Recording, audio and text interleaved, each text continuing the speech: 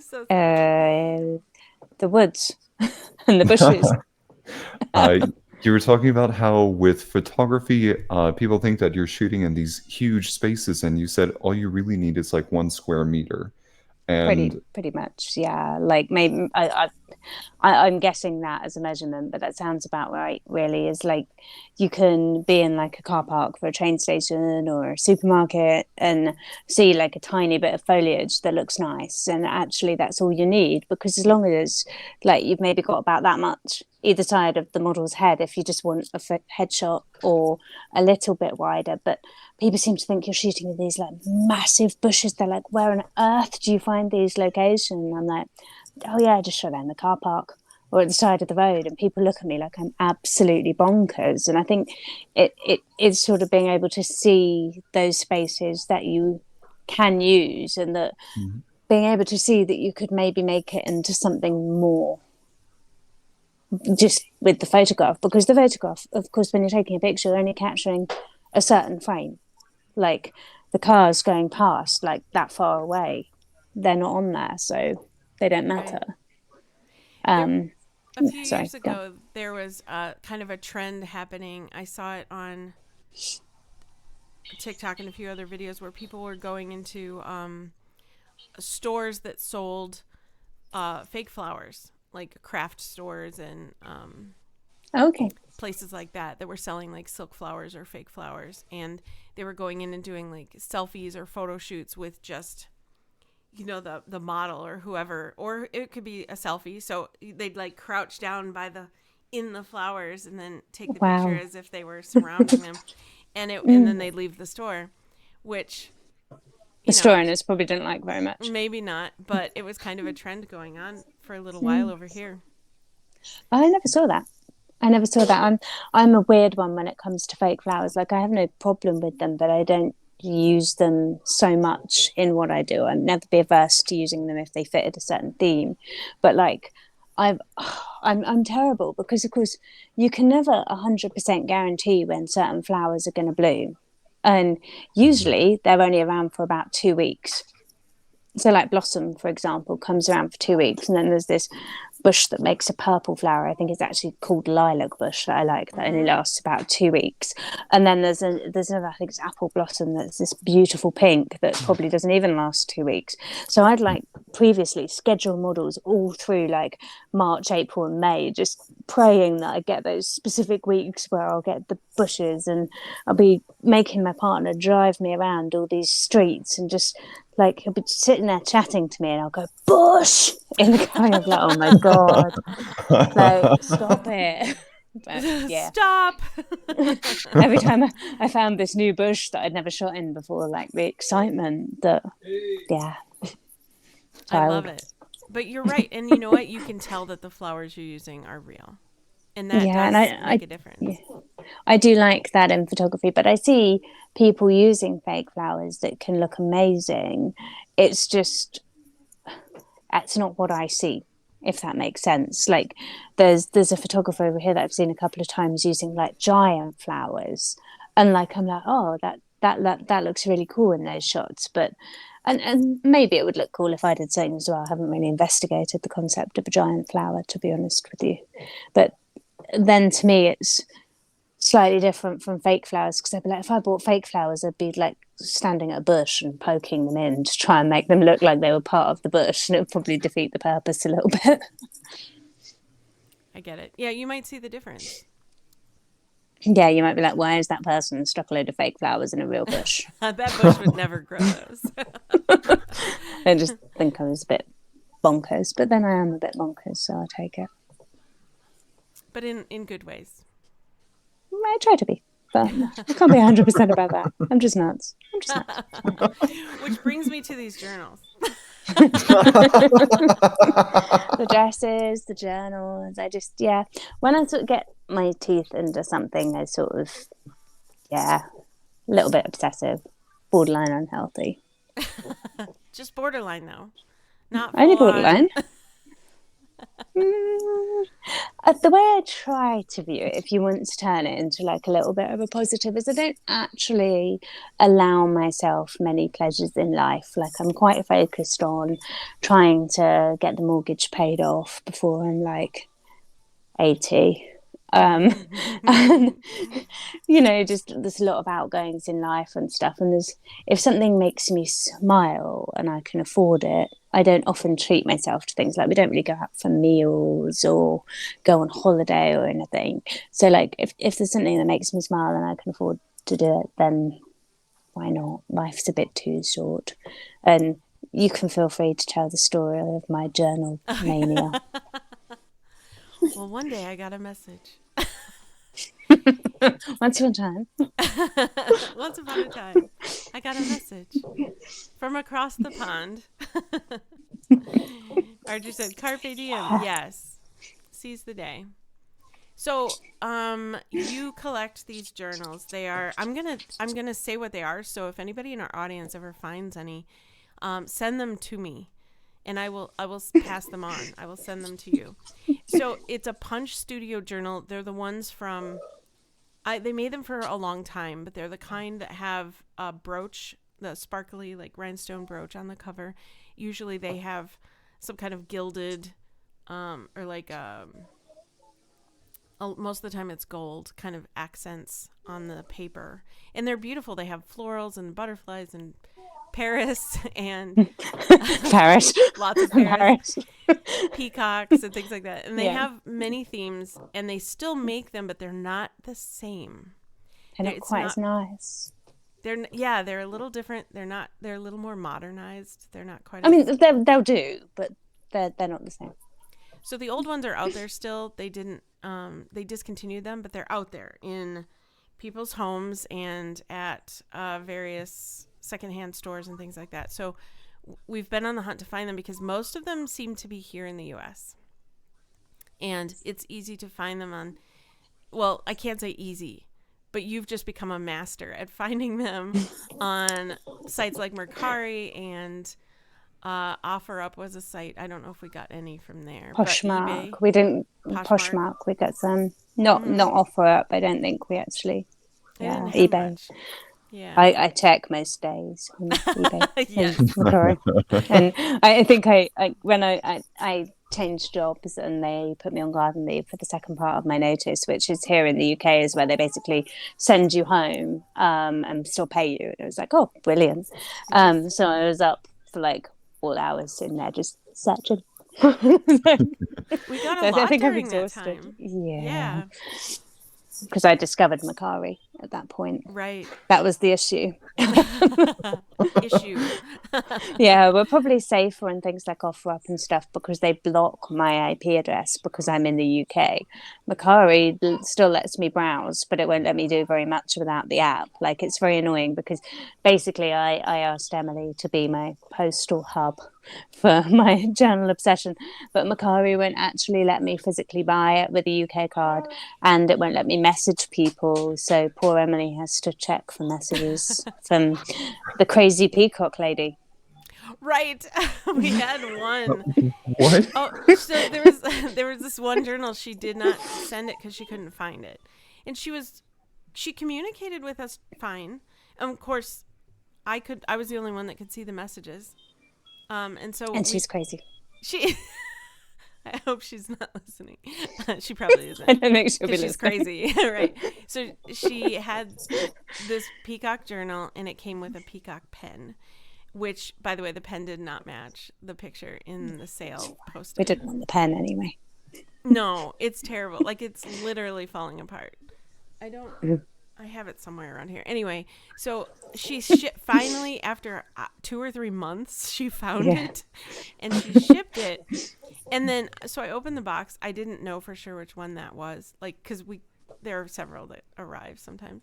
Right. So I opened it up, and there's the peacock journal and the peacock pen and a spider plant.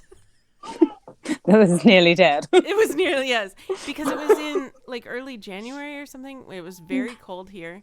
And like a plant normally would not survive in these temperatures. And she shipped a little baby spider plant. And her note was so upbeat and cute. Like, and here's a bonus little spider plant for you. And I was like, this poor thing. This crazy lady. But a little bit of context. I decided in my nuttiness, because I'm just weird and I'm quite, I suppose, in touch with my emotions, if you like, that when I had my little girl, that I was going to journal for her all the time. It sounds incredibly morbid, but that hopefully if we get on very well in later life, and she does like me, when I die, she will have hundreds of books because I journal quite a lot. So yeah, it sounds morbid, but I'm hoping it's going to be a great idea. Poor little girl with he's going to have boxes and boxes of books being like, oh my god, mother, what did you do? Why did you do this to me? It's wonderful. No, It is a great idea. But I picked this particular theme of journal that's like really not that easy to get hold of anymore, and I was like, oh, what an idiot. So Emily has been absolutely amazing and has probably already posted 3 or 4 boxes of these things to me. And because if they all come from Emily, if they don't ship to if they ship to the UK, they probably charge a fortune, whereas Emily can ship like 10 or 15 at once and it will cost a lot less. And not one's got lost in the post yet. It's quite amazing. Yeah, we'll probably do another shipment, aren't we? Especially I after think I might have enough to do another one now. Yeah. Well, I think there's going to be some more coming in the next week or so let's hold out for those. Okay. You saw the one I found last night. I really like that one. Sorry. Yes, Terrible. me too. So yeah, I spend my spare time Google image searching, trying to find these things, because eBay blocks me. The one I found last night, eBay blocked me from finding it because they didn't ship to the UK. So I found it on Google Images and I'm like, ooh. Oh. Yeah, they're sneaky that way. But see, Yeah. they could ship here, and then I can ship to you. So it works out. It's kind of a convoluted way, but we've mastered it at this point, I think. Or you have it. Well, no, you're just amazing for doing it. And like I said earlier, I probably owe you depreciation on your post box. At some point, I'm probably going to have to buy you a new one. So yeah, I get into these things and end up sort of like just end up with loads of them. Journals currently my thing.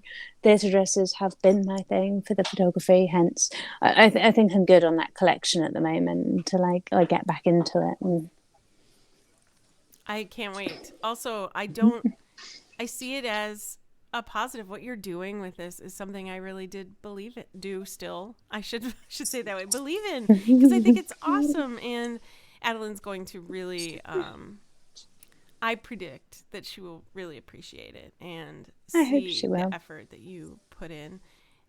You should probably write in there like what you've gone through to get Yes. Oh, I do. I've told her all about you. Oh, right. You sent me that one page. Yeah.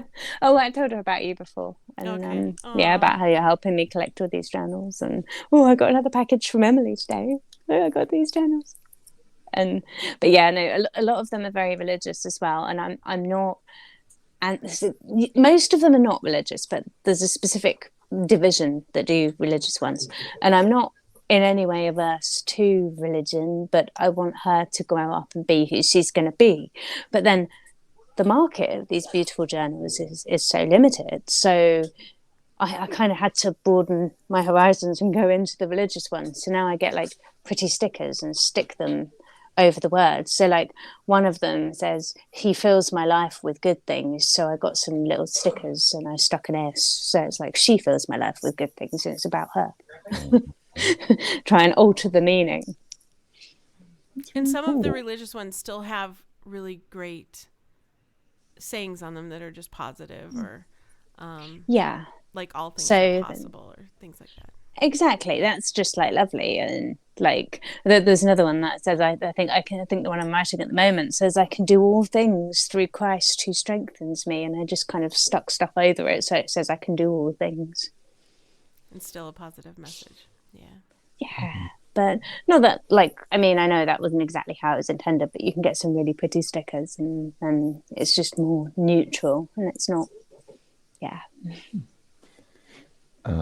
Archer in our chat says, I have a box of my dad's writings, manuscripts, and memoirs. It's such a pretty great connection to him now that he's gone. So I heartily apply. Wow, I can't read. So I heartily applaud you doing this for her. Yeah. Oh, someone else. understands my craziness. It's amazing.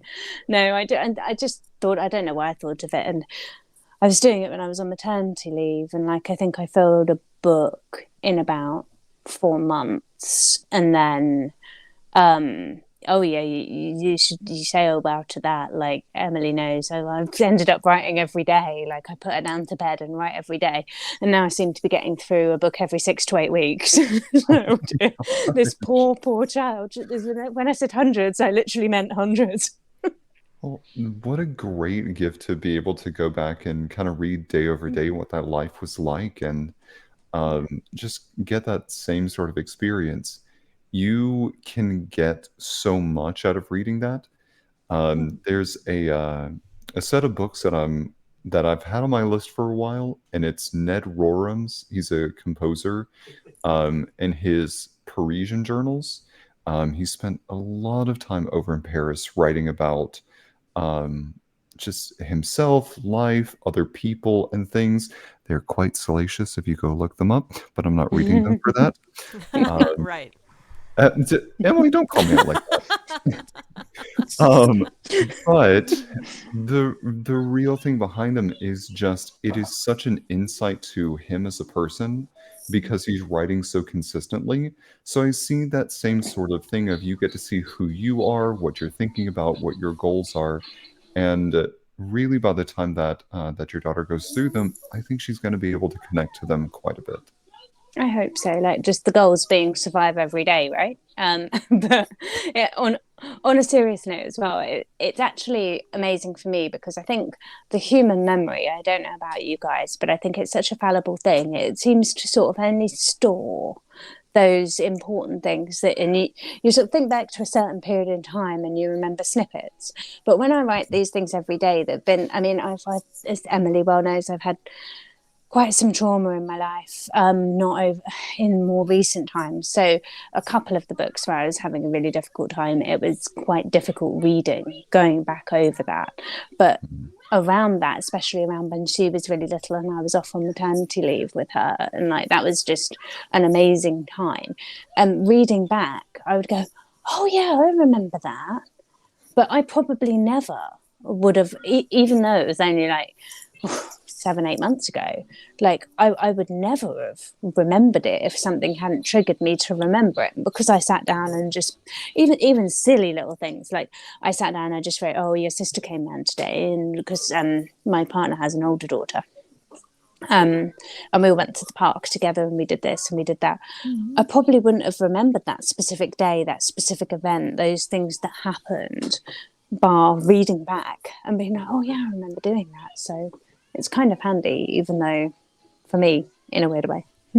Yeah. Especially when you're going... I'm sorry, Trey. Nope, you go. Especially when you're going through something, like you said, is traumatic.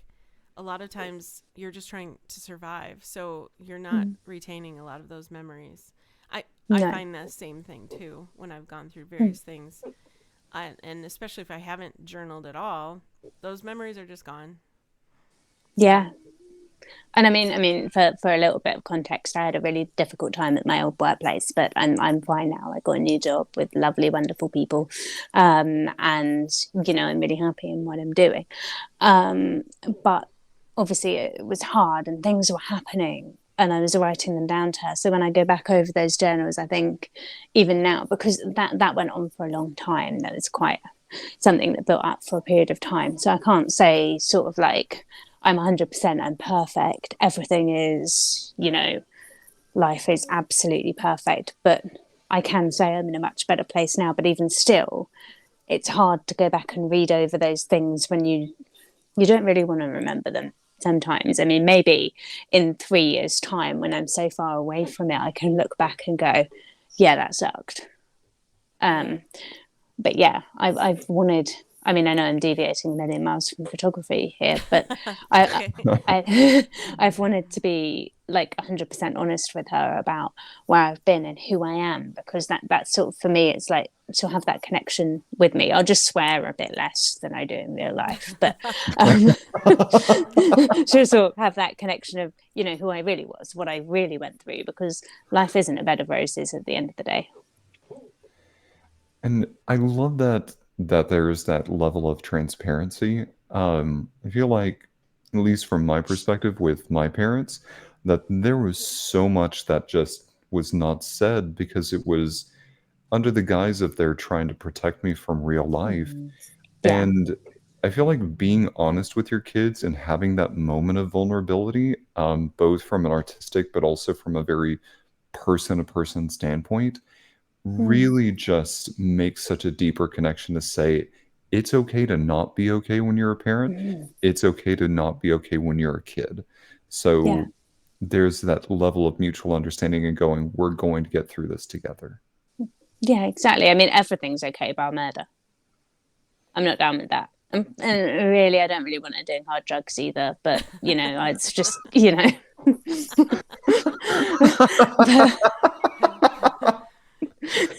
I'm like, don't listen to me. Don't listen to what I'm saying. But yeah, like I think I certainly grew up, and like there's a lot in life I think where I think an older generation sort of believe very much in hiding your emotions and closing yourself off, and I actually don't think that's healthy. I mean, people seem to see that as like a sign of strength, and I really think actually sometimes talking about your pain and what you've been through is actually far stronger than trying to bottle it up and hide it and black it out and pretend it never happened.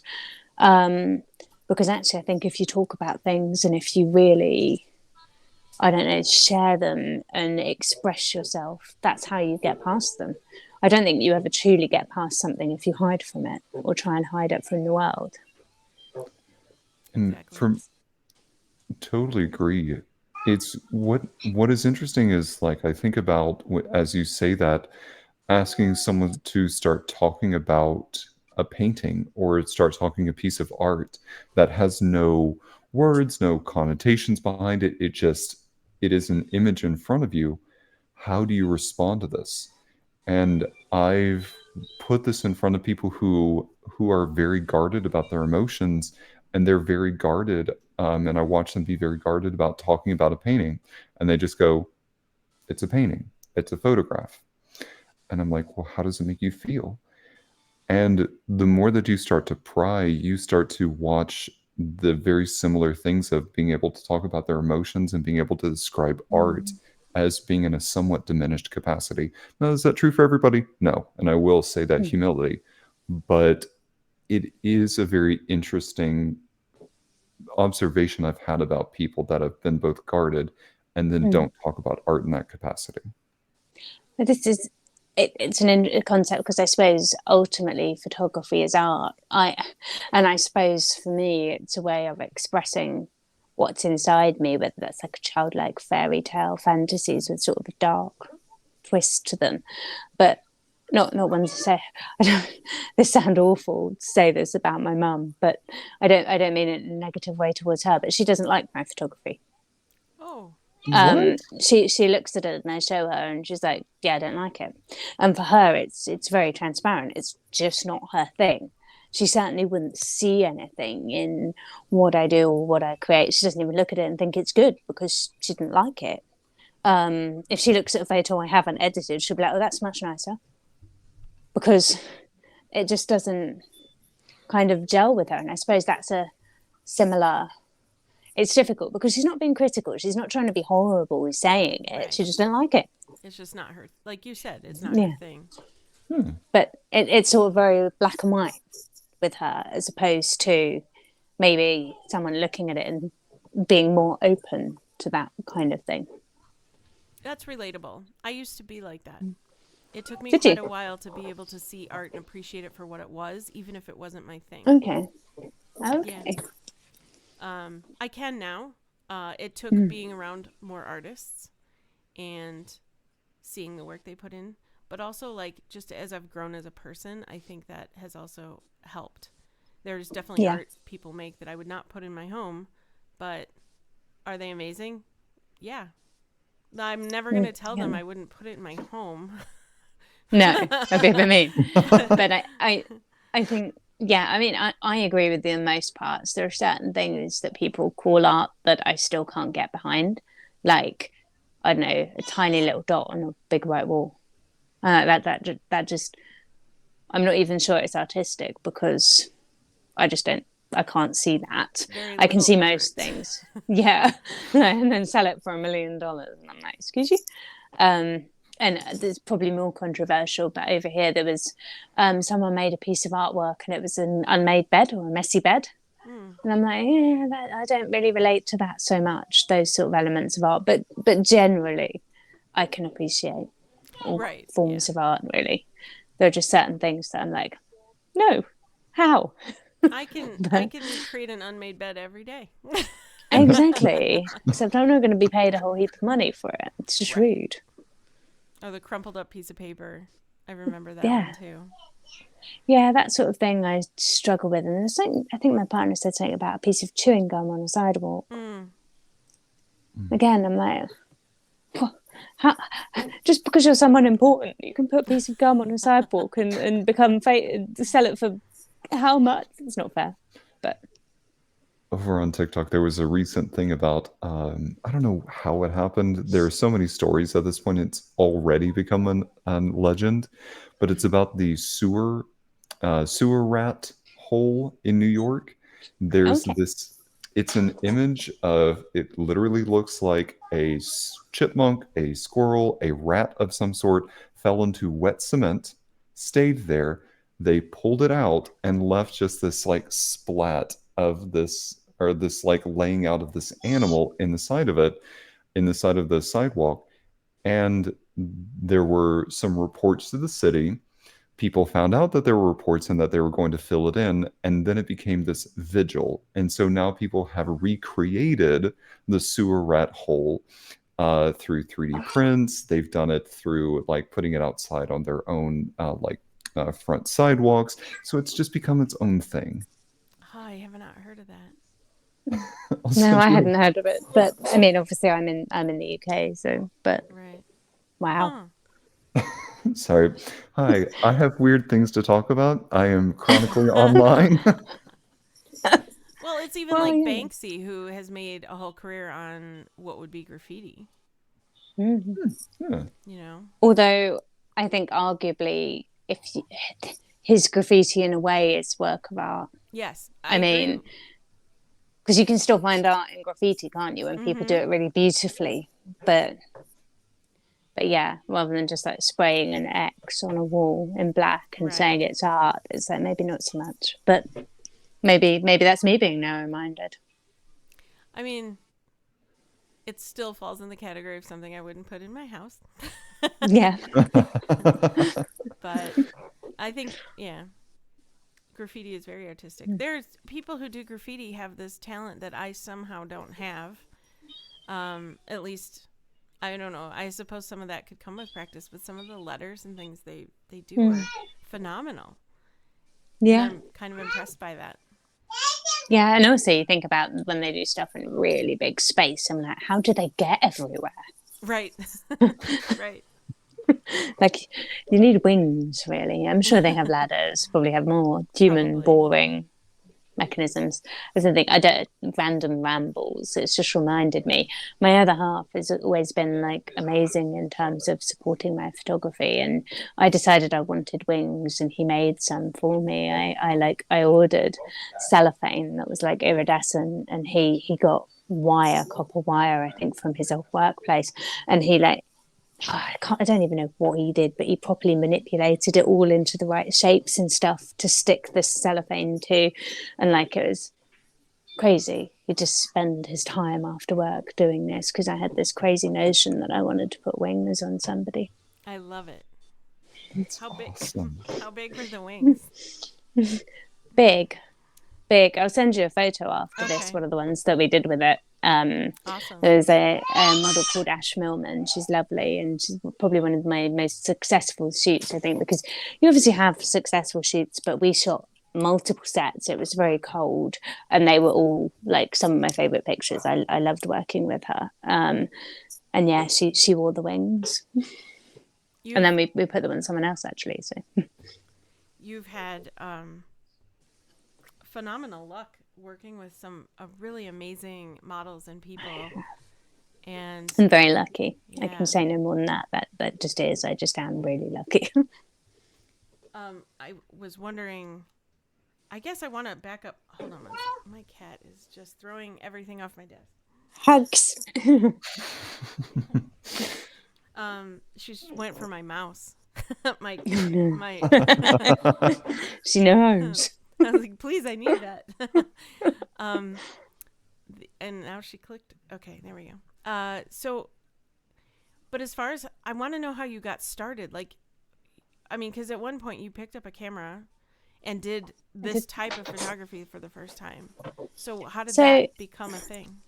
I used to model, believe it or not, once in a while. And yeah, it was a long time ago. And my partner did photography as well. And of course, I think you probably find it with all models. You're incredibly self-critical, like issues with your face. You know, I think I look fat in that. And I was terrible. We would go out and he'd take photos and I'd like go through Lightroom and he'd be like, is that literally the only ones you like? And I'm like, yeah, you can't edit that. I look ugly in that, or I look like this, or I look like that. So he not got annoyed, but I think it was very frustrating for him how self-critical I was. And a couple of times he was sort of like, right, you know, why don't you try taking pictures? And it was like, yeah. So we got his daughter, who's older. Well, not older. She's still very young. She's 25, but like not the 1-year-old age. Right. And this would have been, so when I very first picked up a camera, this was late 2015. So this would have been about 8 years ago. So she'd have been about 17. And we took her to the woods and I'm like, right, we're going to do this and we're going to do this. I'm going to put you in this dress. I'm going to do this. And he's like, oh my God, like you're really running before you can walk here. Like you're putting her in this dress and you're taking this box and you're going to use this as a prop. And like, how do I get this to look like this? So, oh my God, what's the matter with you? And anyway, we just took pictures and I liked it. And yeah, that's sort of kind of how it started. He often talks to me and he says he finds it kind of hilarious that when I went from modelling to photography, he thought I'd be taking less stuff. But of course, now I got into all the gowns and I supply the gowns and I get headpieces and I made things and I take huge bags, like these huge IKEA bags, if you have them, they're the big blue ones, and like I fill them with gowns and stuff everything in, and then I have him carrying 2 of the IKEA bags and I'm carrying 2 of them with a rucksack and a reflector, and he's like, my God, I thought when you moved to photography you'd be carrying less, you just have to take your camera bag, but no, you take more. Relatable. Yes. Yeah. Oops. You should never have suggested it. But yeah, I think it really helped when I first started out that I used to model, because I could tell people who I was and put a face to a name. And I think very much, although I know that, you know, whether it's right or wrong, I think a lot of the time female models feel more comfortable around a female. So although I'd very first started out, I had a few photos. I'd previously tinkered in Photoshop a little bit because I would edit images of myself just to play with things, just for fun. So I already had a basic Photoshop knowledge, and you know, a few people would approach me or be interested in working with me, and I think they were probably more open to working with a newer photographer because I was female, and also because they knew who I was. And then of course the moment you work with a few people, then you expand, don't you, because your portfolio develops and people become interested in what they see, and then more people come to you, or when you go to other people they're more receptive towards working with you because they can see you've got a wider body of work, sort of thing. So I would say the fact that I had modelled and the fact that I was female really helped in getting started out. And I'm not going to sit here and go on about my real name here, but obviously I chose the name Anjelica Hyde, and my partner thinks that helps. He thinks it's kind of catchy and got like a ring to it. You're interested in where my crazy name came from? I will divulge that. Oh, sure. Yeah, please. The Hyde element is it was my grandmother's married name, and it's my mum's maiden name. So that's when I came. That's fairly easy. And Anjelica with the J specifically is after Anjelica Houston, Oh, yes. Oh She, yeah. I absolutely adored her when I was a kid. Well, I still absolutely adore her. I think she's amazing. But I wrote to her when I was 11, and she wrote back to me. And while I was a kid and teenager, I have like this stack of letters that she used to write back to me. She's absolutely amazing. So of course Oh, she's one of the people that's had a major impact on my life, because famous people don't do that. yeah. And I mean, I think it had something to do with the fact that I was an 11-year-old kid being like, oh, amazing. Or I never know what it was, but she did write back to me. And in a lot of ways, that changed my life, because it told me or showed me how much good there was in people. That some people didn't get sort of like phased by their status in life, if you know what I mean. And yeah, so that's where my crazy name came from. I love but that. but yeah, my partner feels like it has some kind of ring to it which attracts people to work with me. I mean, obviously, I've got to have that, has to somehow be backed up by work, but he thinks my name helps. It's cool. I'll take it. I always thought it was cool. I wish it was real. I I mean, mean, just it. Go a ahead. few pounds, and a visit to the local office. You could have it legally be your name. I know.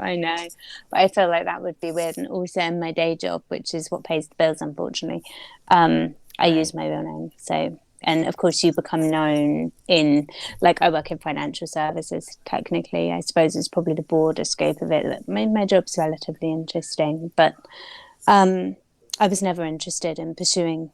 Well, I say never interested. You know what? I would love to make money taking photographs of people's babies. I enjoy photographing babies. All babies are cute. You can't really go wrong with a baby. But I never want to photograph weddings, and I've never wanted to be paid to do what I do. I There are some models that are absolutely outstanding, and I just can't see what I could do with them in my work. They can be absolutely stunning, and it's no negative representation on them. It's just, I'll just look at your face and be like, yeah, I can work something, or I can't. And but that'll be my vision at the time. There might be one model 1 minute that, like, I can't envisage in my work, and then a year later I'll be like, yes, I've got it. I can see how I can do something. So Right. it's a weird one on, like, choosing models. I'm not entirely sure where I was going with that. You know, you just sort of like waffle off, and you're like, yeah, I know exactly what I'm talking about. And then I'm like, hang on a minute, what point was I actually going there? Yeah, I'm having one of those moments. I don't remember either. It obviously wasn't very interesting. We do have a question from the chat, though, and Oh. that is the Truth Found asked, do you have any advice for a young teenage girl who is curious about starting photography? Any tips on what to start with?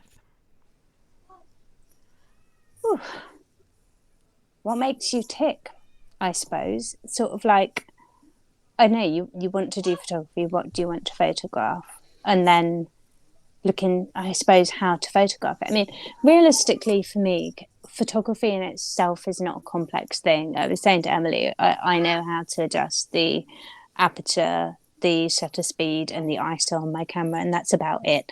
I'll accidentally stick it in video mode and phone my other half and be like, oh, what have I done? Fix it. Because I'm useless. I just know how to get the light how I want it. And all I do is, I need a small space, I need a reflector for lighting, and I shoot everything I do outdoors.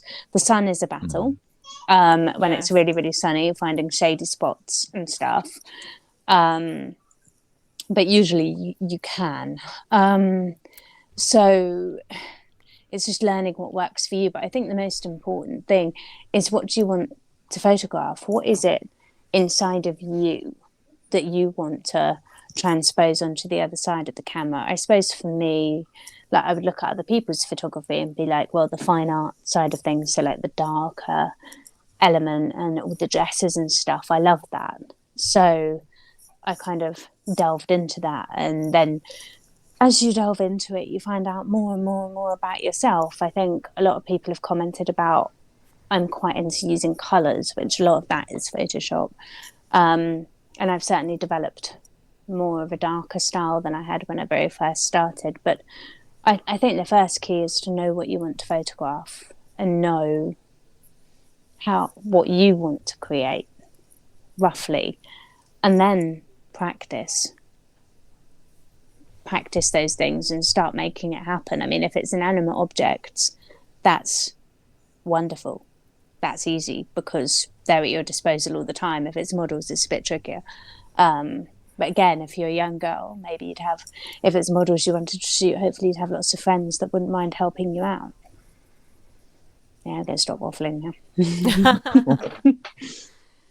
But I think that's right on.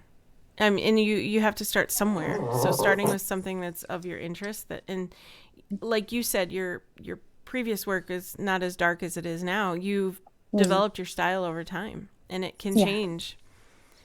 Exactly. And sorry, by the way, if I make these squeaky noises, it's me moving around in my chair. It's kind of wedged up against my desk, and it's kind of going. But yeah, no, yeah, definitely. I think I didn't start photographing the way I photograph immediately. It took time. There was one thing you said that I wanted to clarify for people who don't realize how this works, and that is looking for shade and non-sunny days and sunny spots. Oh, yeah, that's fun. Can you explain to our audience why that's important, or at least for you? So hang on a minute. I just pressed a button on my phone. I was looking. I want to see how much battery life I've got left because I'm not entirely sure, and I'm using my phone, but I couldn't find it out. So on sunny days, if you photograph and like the sun's on a model, it's really glary. Even if you get the model with her back facing the sun, sometimes you can get some absolutely beautiful shots that way. You can get beautiful bokeh. But if it's not what you're going for, if you're going for a very consistent sort of like flat, if you like, light, which is typically what I do, that can be very difficult to work with. So for me, like, I'm always looking for something that's facing away from the sun. But I suppose, like, if I wanted to shoot in a bush, I'm looking for a bush that's at the time of day I'm shooting at is in the shade, because I don't want harsh light on the model's face. I don't want harsh shadows. I want a very even light, because that's how I like to shoot. Yeah. And it can be very challenging on very sunny days. It's relatable. I was the person, I would look at the weather forecast and be like, overcast, yes. I don't mind if it rains as long as it's not sunny. And everyone would just be, oh my God, you're mad. But yeah. I get it. I do. That diffused light is what I go for too. The same person in the chat said, I am 13 and I see all my friends doing selfish. I think they just want... Selfies, probably, right? It's probably autocorrect. I think they just want their heart and personality to be seen, but they don't know how to show it. I want to take pictures of people to show who they are inside. Is taking people photos harder? I think all my friends are struggling to help find who they are, and I want to help. Is a cell phone okay to start? So there are two questions there. So I think, why not? At the end of the day, I think there's a place for real cameras. I think certainly in terms of like editing and everything else, but when you're looking to find who you are and what you want to capture and what you enjoy shooting, then why not use the cell phone, I suppose, to begin with. Obviously I am a big believer in DSLRs, or the bigger sort of cameras, because you can get some amazing stuff with them. But I don't see why you should limit yourself if you don't have one. In terms of sort of like your friends, is shooting people harder? People are often very self-critical, so they might not like your photos, and you may take that personally, even if it's actually a criticism of them, about them, because we're all our own worst critics. Like we all hate ourselves more than anyone else in the world hates us. But in terms of like actually shooting them is harder. You're dealing with a moving object. If you wanted to do sort of like macro photography, where you get really close to something, which I do sometimes because I make a bit of jewelry and I try and get really close up and shoot it, you can move your your object. You can go outside, you can go inside, you've got as much time as you want with it because it's an inanimate object.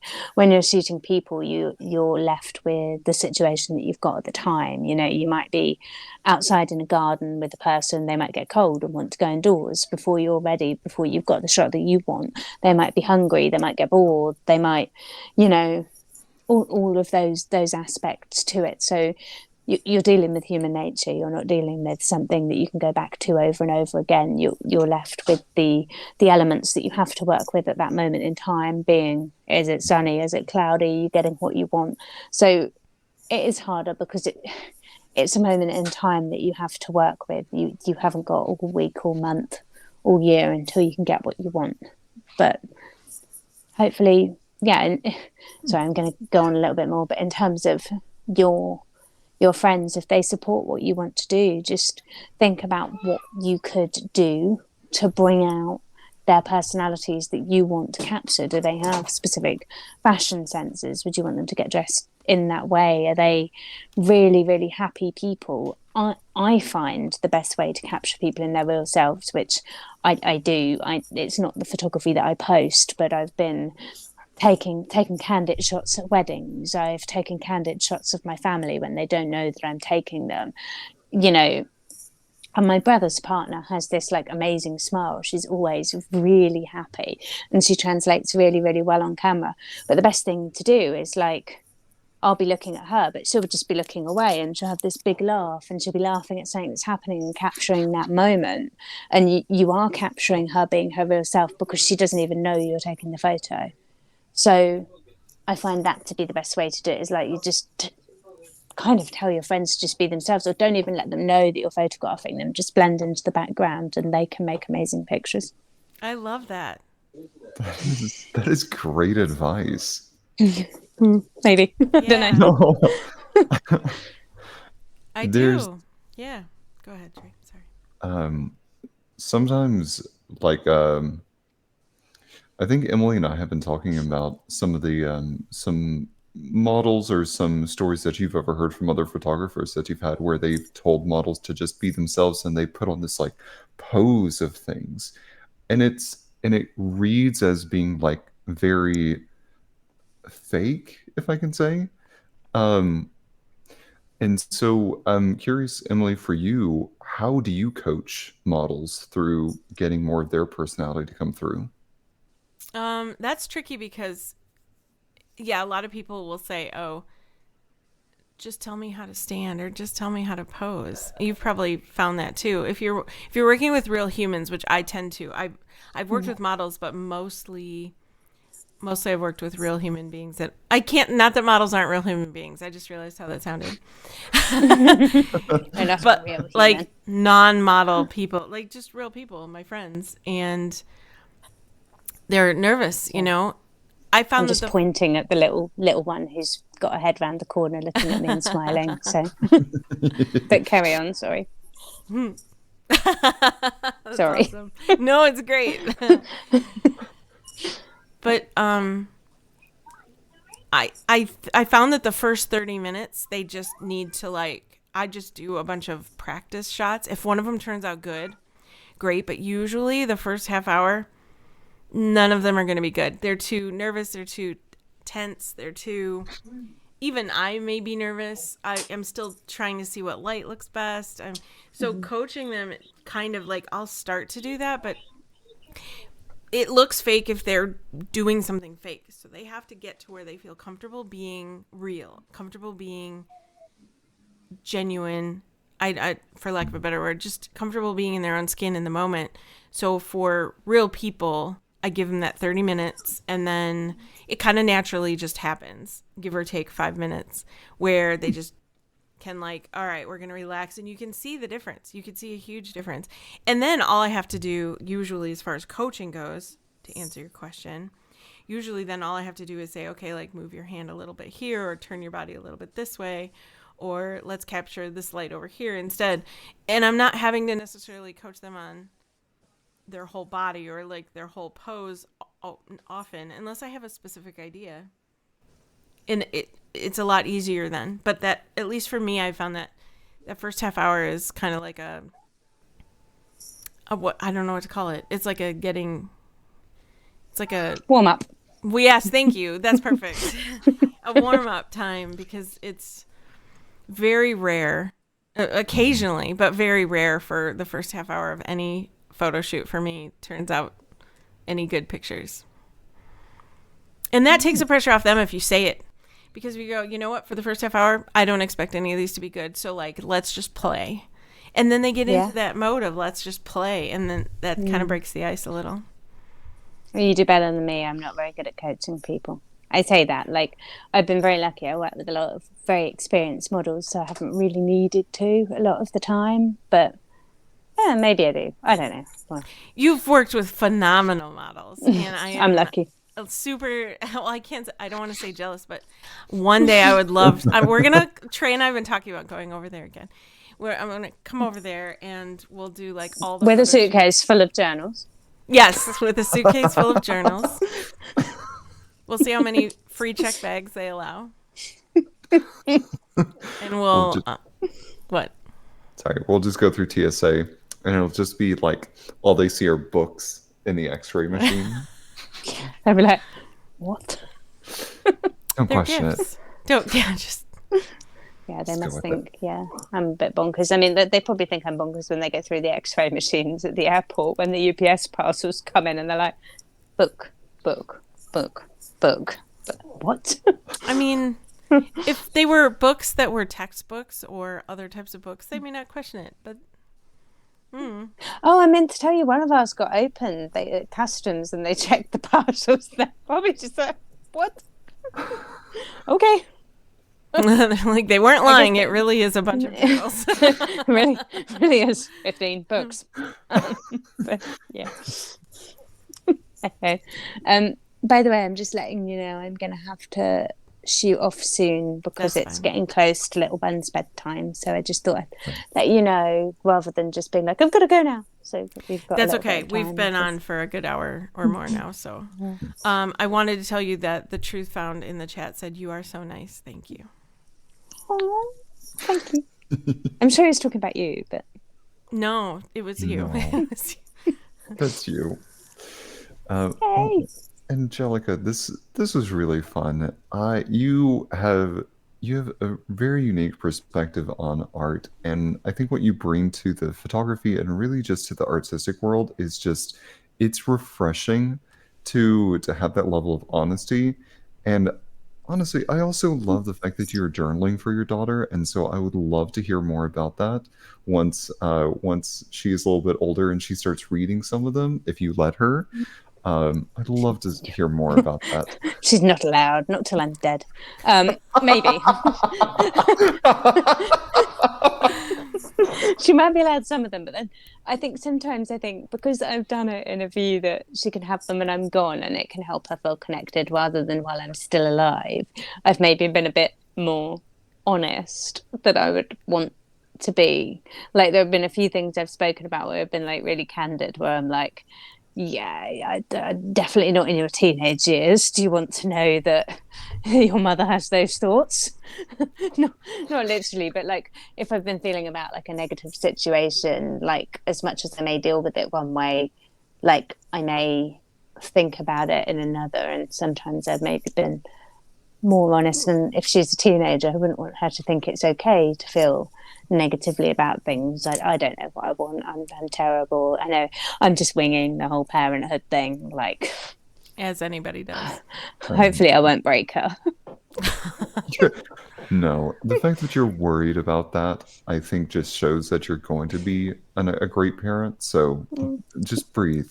Have, in the immortal words of a Disney movie, have courage and be kind. Oh, I like that. They should put that on one of those journals. Right? We have to make our own line of journals now, I think. We do. I think we really need to. I mean, the thing is, these guys use really pretty paper, so we've got to somehow find access to this really pretty paper. But I think we'd make a great line of journals. I mean, why not? People can self-publish, so why can't we put a journal together? We should. We definitely should. We'll get on that. We're going to do this. One day when we have time. Oh, tell me about it. Well, Well, as we close this episode out, Angelica, thank you so much for joining. This Thank you. episode, along with probably every other podcast forever and ever, is dedicated to Joe Capone, our fellow moderator, comedian, encourager, and greatly missed friend. You can find us on social media. Follow us to find out updates, announcements, and more. Just search for Modern Romantic. Thanks, everybody, and have courage and be kind. Have a great day.